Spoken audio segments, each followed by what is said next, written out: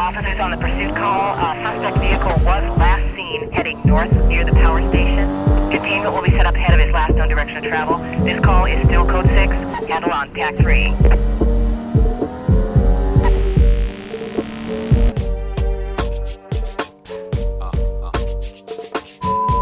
All right.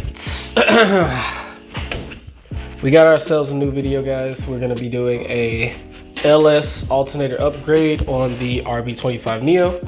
So let's get started. Basically what you're going to need is this.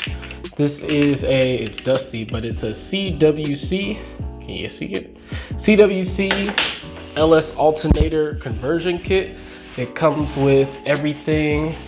This Bondo, that's going to be for a later video, but it comes with all this. So you got these bolts washers, these bolts washers, these bolts, the pulley, so on and so forth.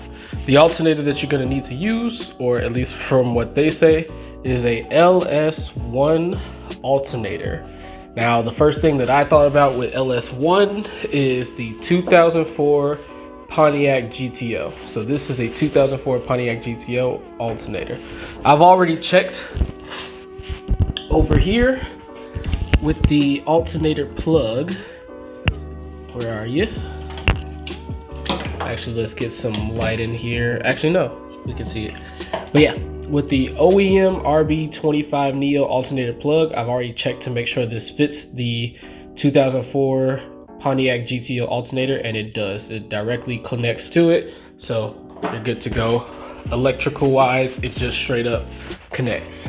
So the first step that we're gonna have to do with this alternator, this is a new one that I just got, well, rebuilt from AutoZone, so new to me, I guess. The first thing you gotta do is change out the pulley. So we're gonna have to grab an impact, pop it on here, impact this pulley off, impact this pulley on. So let's knock that out. This off with the basic DeWalt impact. So I mean, that speaks for itself on how tight this is. You can just go ahead and take that off. Bam. Oh, the socket size is a 24 millimeter, so keep that in mind.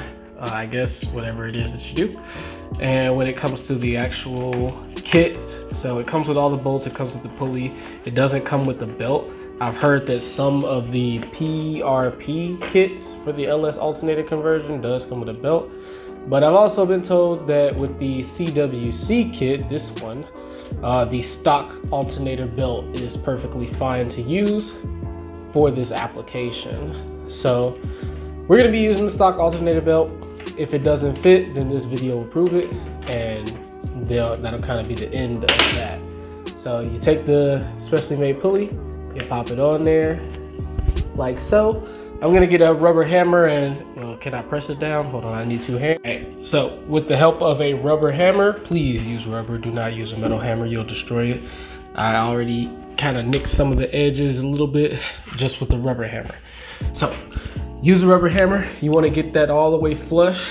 See how on the back of this one, there's a lip. That lip goes on the inside of the housing. You want that all the way flush. Got it flush enough to put the bolts on, sent it with the impact. We're good to go. Make sure it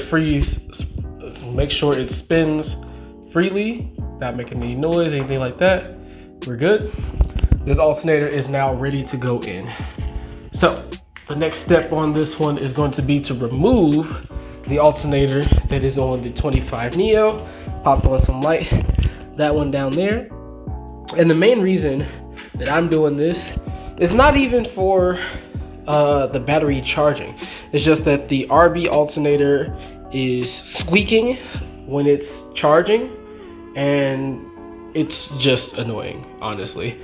But replacing it with a new alternator, it's kind of harder, not necessarily harder. You can still get a new alternator or have this alternator rebuilt, but it's way more convenient to get a LS alternator upgrade, because that way you can get a new alternator at an auto parts store like AutoZone, Advanced Auto Parts, anything like that, O'Reilly's. Whereas the RB alternator has to come from a specific manufacturer, you gotta wait for shipping, blah blah blah.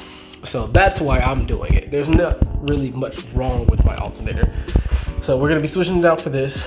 the benefit is that I'll get more of a electrical charge because this one's going to put out more amperage anyway.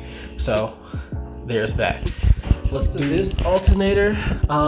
Couple things. First, you got to remove the fan if you have one, and then secondly, it's going to be untensioning the belt and removing the alternator itself. I've heard that it's easier to remove it from the bottom than to try and pull it out the top, so that's what we're going to try to do. I'm going to jack the car up real quick and then take off the fan. The fan is just those 4 bolts, so let's knock that out. All right guys, so we got the alternator out, the Rb25 Neo alternator. That's this one right here. I went ahead and saved all the bolts and stuff because I think we reused some of these. So we got this one, that one. I don't know if we're gonna need this spacer, that one, and then these are for the fan, but you get the idea. So out with the old, in with the new. Remember, as far as electrical connections, unplug this main plug and then unplug whatever grounds that you have for the alternator. Mine, since I have the wired specialties harness, it carries over from the starter to the alternator, and that's what comes to here. So I went ahead and unplugged that. That's this cord right here as well. I actually was able to pull mine out from this area, so I didn't have to jack the car up or anything like that. Now it'll probably be easier to get the other one in from jacking the car up, but I'm not sure. This is the OEM alternator belt. It's 4PK 890. I've been told that 4PK 880 works, so this belt should be fine when it comes to this one. So now we just need to put this one in. Of course, we've already transferred the pulley so that it matches the RB pulley. Pretty much all we need to do is start bolting this one in with the kit. So I'm gonna go ahead and start separating these. I just bundled them up so that it'll be easier to keep them all in one area. So let's go ahead and knock that out. Okay, so first step when it comes to getting this one in, if you have the CWC kit, the longer bolt is the bottom bolt. That's the one that's in here. You want to put it in there with one regular flat washer and one crush washer. The next step behind that is you do need to use the factory nut right here on the back side of it in order to secure that bolt. So you see kind of how it's coming out the back. I'll drop an arrow back there, but yeah, this bolt is gonna go on there, and that's what allows you to tighten it. So that's the first step. All right, the next step. So you see on this side, we have the short bolt, and then there's the CWC adapter, this right here. So the short bolt bolts through the alternator into the CWC adapter, and what you'll end up doing is, for this bracket, you'll use the OEM bolt. So this OEM bolt bolts through here. I don't know if you can, well, I'll leave it right there, but it bolts through here, and that's how you mount it to the OEM position. So you bolt that up, and then you put the belt on, and that should be pretty much all that you need. All right, so we kind of did it wrong. The bracket actually goes like this. The bolt that connects it to the tensioner right here, you put that in on the back side. I don't know if you can see it back there, but it's on the back side coming this way on that side. And then this side goes to this bolt, but this bolt also goes through the back side of this as well. And then that's how you do it. Everything else is the same, but just make sure to keep that bracket swapped. So I'm gonna switch that one back to the back side, have it threaded through this, and then tighten everything down, and then we'll go ahead and see if it lines up, if the belt lines up like it is supposed to, straight, and we'll go from there. So it's fully bolted in. The belts line up now, it's not off. I spun it as well just to make sure. I ain't seeing no issues. This is the stock Rb25 Neo alternator belt. I think it's a 890 millimeter belt for those that need that information. But yeah, so the only thing that remains now is to test fire it. I've already connected it with the connector and shared the starter ground. I think that's the starter ground. So yeah, all that remains is to start it up Let's see what we got.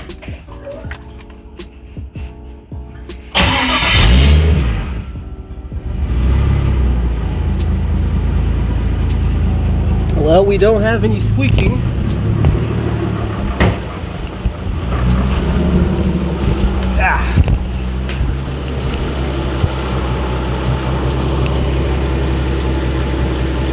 Looks like the belt is there.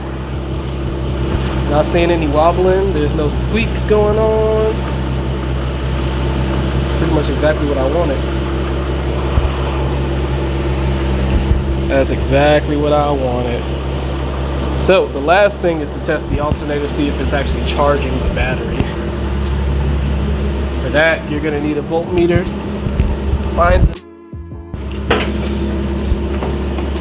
Now, there's two ways you could do this. I'll show you my way, and then I'll show you the way that you should actually do it. My way is I have a battery voltage meter on the power tune dash, and I'm showing 14.5. That's what it's supposed to do.